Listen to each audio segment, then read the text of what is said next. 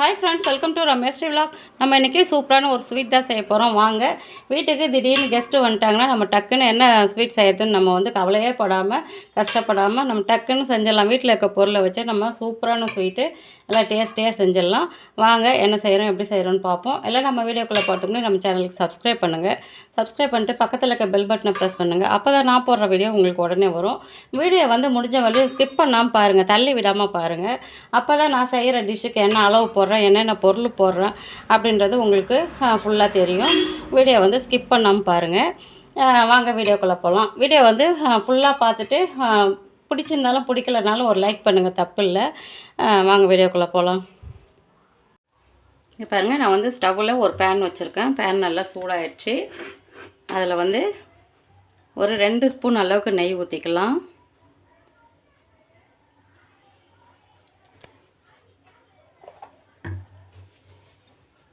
நெய் லைட்டாக சூடானதுக்கப்புறம் நான் ஒரு 1/4 கப்பு அளவுக்கு ரவை எடுத்து வச்சுருக்கேன். ஒயிட் ரவை, வறுக்காத ரவை தான். நம்ம நெய்யிலே நல்லா வாசனை வர அளவுக்கு வறுக்க போகிறோம்.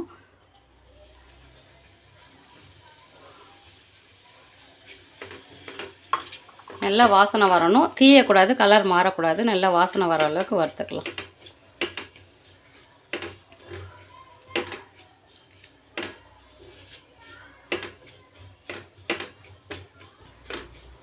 பாருங்கள், நல்லா ரவை நல்லா வாசனை வர அளவுக்கு நல்லா வறுத்துட்டேன். நல்லா கமகமன்னு அந்த நெய்லே ரவை சூப்பராக வறுபட்டுருச்சு. இப்போது நான் பால் எடுத்து வச்சுருக்கேன். காய்ச்சி ஆற வச்ச பால் 1 கப்பு அளவுக்கு எடுத்து வச்சுருக்கேன். இதில் ஊற்றி நல்லா கிளறிக்கலாம்.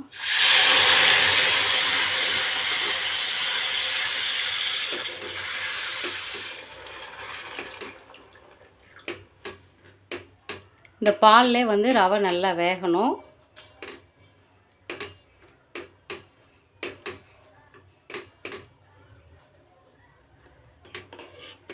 நல்லா இந்த பால்லே ரவை வெந்துட்டுருக்கு பாருங்கள். நம்ம கிளறிக்கிட்டே இருக்கணும். கொஞ்சம் விட்டுட்டோம்னா அப்படியே கட்டி கட்டியாயிடும். அதனால் நம்ம கிளறிக்கிட்டே இருக்கணும். பால் நம்ம கெட்டி பால் தான் ஊற்றணும்.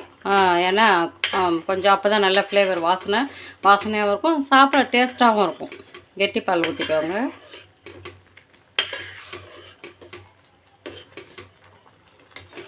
ரவை சூப்பராக வெந்துடுச்சு.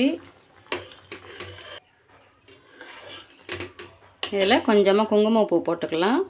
குங்குமப்பூ போட்டோம்னா ஒரு கலரும் வரும், நல்ல ஃப்ளேவரும் வரும். நல்ல ஒரு வாசனை அரோமா சூப்பராக வரும்.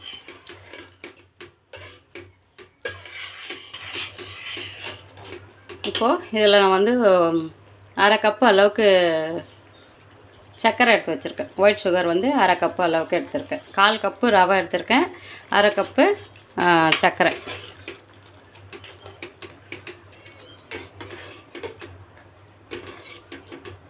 சர்க்கரை போட்டதும் கொஞ்சம் தண்ணியாக இருக்க மாதிரி இருக்கும்.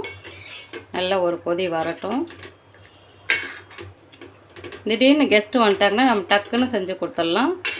இந்த ஸ்வீட்லாம் ஒரு 10 நிமிஷத்துக்குள்ளே சீக்கிரம் செய்கிற ஸ்வீட்டு. நல்லா டேஸ்ட்டாகவும் இருக்கும், சாப்பிட்றதுக்கு டேஸ்ட்டாகவும் இருக்கும். பாருங்கள், சூப்பராக நல்லா ஒரு கொதி வந்துடுச்சு. ரவை சூப்பராகவும் வெந்துடுச்சு. இந்த அளவுக்கு கொஞ்சம் லிக்விடாக இருக்கணும்.